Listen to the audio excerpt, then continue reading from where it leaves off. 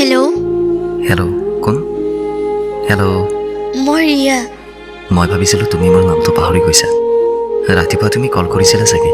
তোমাৰ নাম্বাৰত 2টা মিছ কল পাইছিলোঁ, কিন্তু মই অলপ বিজি আছিলোঁ। সেইবাবে তোমাৰ কলটো ৰিচিভ কৰিব পৰা নাছিলোঁ। আৰু মই কেতিয়াও ভবা নাছিলোঁ যে তুমি 5 বছৰৰ পিছত আকৌ কল কৰিবা। এটা কথা কিন্তু সঁচা, প্ৰথম প্ৰেম কেতিয়াও পাহৰিব নোৱাৰি। পিছে কোৱা, কেনে হ'ব? মই ভালে আছোঁ। তুমি? আছোঁ।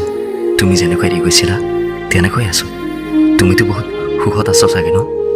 কাৰণ তোমাৰ জীৱনটো বহুত আগবাঢ়ি গৈছে। তোমাৰ বিয়া হৈছে, এজন সুন্দৰ হাজবেণ্ড আছে। তোমাৰ পিছত এজনী ছোৱালী আহিছিল মোৰ জীৱনত, কিন্তু তাইও এৰি গৈছে। এতিয়া অকলে আছোঁ। তুমিতো জনাইছো অকলশৰীয়া মানুহৰ জীৱন কেনেকুৱা। পিছে কোৱা, তোমাৰ হাজবেণ্ড কেনেকুৱা? ভাল, বহুত কেয়াৰ কৰে। কিবা প্ৰব্লেম হৈছে নেকি? নাই, একো প্ৰব্লেম নাই। আচ্ছা, এতিয়া কি কৰি আছো তুমি? সৰু সুৰা জব এটা কৰি আছোঁ। তোমাৰ হাজবেণ্ডে জব কৰে ন? তেওঁ জব কৰে। এতিয়া ক'ত আছ?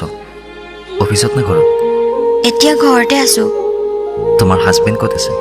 তেওঁ US-ত থাকে। আৰু তুমি ক'ত থকা? মই ৰঙিয়াত থাকোঁ।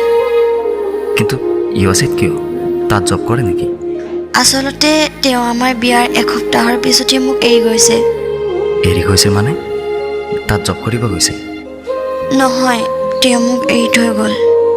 কি? এৰি গৈছে মানে? তেন্তে তুমি বিয়া কিয় হৈছিলা তাৰ লগত? আচলতে মোৰ ঘৰৰ পৰিয়ালে মোক জবৰদস্তি বিয়া দিছে।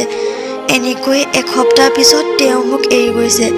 আচলতে তেওঁ মাক দেউতাকক নোকোৱাকৈ US-ত অলৰেডি বিয়া কৰাইছিল। ইণ্ডিয়াত অহাৰ পিছত সি ভয় কৰিছিল মাক দেউতাকক ক'বলৈ।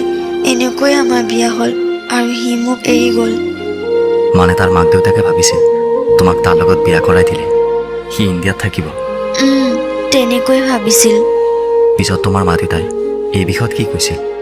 মা দেউতাই তোমাৰ কথা গম পাইছিল।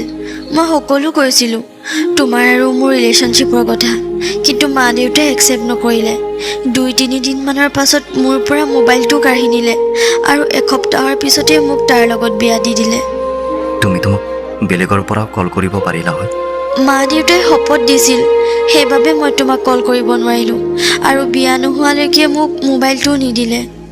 এটা কথা মনত ৰাখিবা, কাৰোবাক আঘাত দি নিজে কেতিয়াও সুখত থাকিব নোৱাৰিবা। ঠিক তেনেদৰে আজি তোমাৰ লগত হৈছে। পিছে তোমাৰ মা দেউতাই হাজবেণ্ড এৰি যোৱাত কি ক'লে?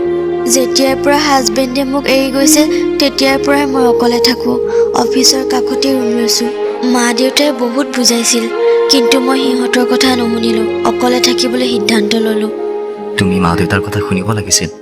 কিয় শুনিম? যেতিয়া মই তোমাৰ কথা কৈছিলোঁ তেতিয়া মা দেউতাই নুশুনিলে, নিজ ইচ্ছামতে বিয়া দিলে। এতিয়া বুজাই কি লাভ? আচলতে মই তোমাৰ বিয়াৰ 2 দিন আগত তোমাৰ ঘৰত গৈছিলোঁ, তুমি নাছিলা। তোমাৰ মা দেউতাই মোক বহুত বুজাইছিল যে 2 দিন পিছত তোমাৰ বিয়া। এই কথা শুনাৰ পিছত মই আৰু তাত নাথাকিলোঁ। ঘৰলৈ আহি তোমাক বহুতবাৰ কল কৰিছিলোঁ, কিন্তু তোমাৰ মোবাইল ছুইচ অফ দেখাইছিল। তুমি বহুত কষ্টত আছিলা ন? আচলতে তোমাক লগ কৰিলে মা দেউতাই হত্যা কৰিম বুলি কৈছিল। সেইবাবে তোমাক লগ কৰিব পৰা নাছিলোঁ। পাৰিলে ক্ষমা কৰি দিবা প্লিজ। এসপ্তাহ ঘৰৰ পৰা ওলোৱা নাছিলোঁ। এটা কথাই ভাবি আছিলোঁ যে তুমি মোৰ অবিহনে কেনেকৈ থাকিব পাৰিছা। কষ্ট বহুত হৈছিল, কিন্তু পিছত মা দেউতাই বহুত বুজালে। হেল্ল'। শুনি আছোঁ, কোৱা। ৰ'বাচোন ৰ'বা, মই মানে অফিচত আছোঁ। তোমাক ঘৰত গৈ কল কৰি আছোঁ।